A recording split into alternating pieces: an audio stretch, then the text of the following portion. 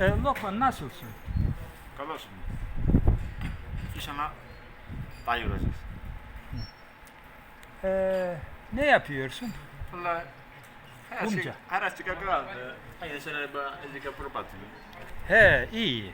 Şimdi Lokman'la Rumca konuşuyoruz tabi. Ben ona Türkçe konuşuyorum. Lokmancığım da bana Rumca cevap veriyor.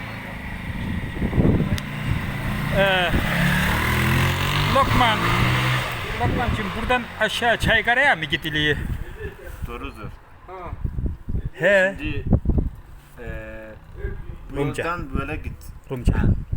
Apaşika hayepate deristin magrahe. Geçen deris niye değildin? Bana magrahe. Ha. Ama ipe magrahe. Boşta He. bas çok Ohi. Ondan sonra diyelim ki kaç yaşındaydın sen? 19. Rumika. Vimega. Rumca ne kadar? Rumca 19. 19. Kaçtır Rumca? Rumca nasıl? Rumca ne demek 19? Bilmiyor musun? Bilmiyor, olur. Şimdi acaba Terse manastır. he.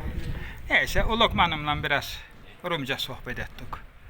Arkadaşlar hadi hoşça kalın.